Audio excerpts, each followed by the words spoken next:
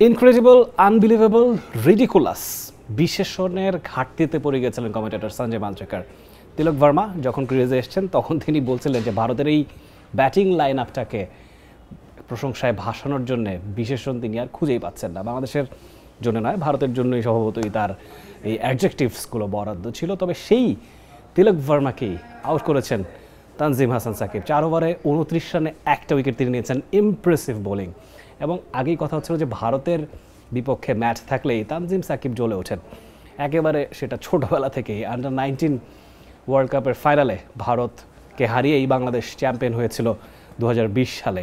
সেখান থেকেই তানজিম সাকিবের সঙ্গে এই টিমটা, তিলক ভার্মা, অভিষেক শর্মা, তাদের সঙ্গে একটা রাইভালরি শুরু হয়ে গেছে এবং তিনি যথারীতি ভারতের সঙ্গে খেলা থাকলেই তেতে ওঠেন এবং চমৎকার পারফরমেন্স তিনি উপহার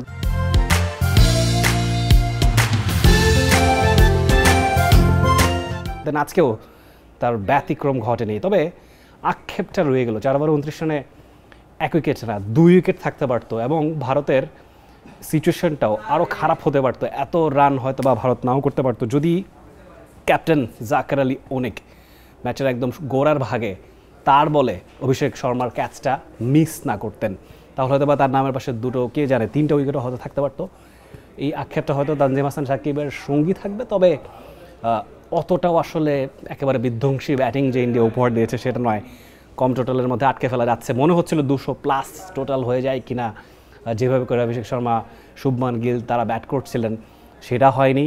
সেই ভীতির কারণটা খানিকটা কমেছে, তবে একেবারে যে সেফ অ্যান্ড সিকিউর সিচুয়েশনে বাংলাদেশ আছে সেটা নয়। ব্যাটিংয়েও গুরু দায়িত্ব তাওহিদ হৃদয়, জাকের আলী অনেক এবং টপ অর্ডারে যেই 3 জন আছেন, পারভেজ হোসেন ইমন, তানজিদ হাসান তামিম এবং সাইফ হাসান, তাদেরকে সেই দায়িত্বগুলো নিতে হবে। তাহলেই হয়তোবা ভারতকে হারানো সম্ভব এবং ফাইনালটা মোটামুটি সিকিউর করার জন্যে আজকের ম্যাচটা খুবই ভাইটাল। সেই কথা নিশ্চয়ই বাংলাদেশের ব্যাটাররা মাথায় রাখবেন। Rifat Tanvir Rafi, T Sports.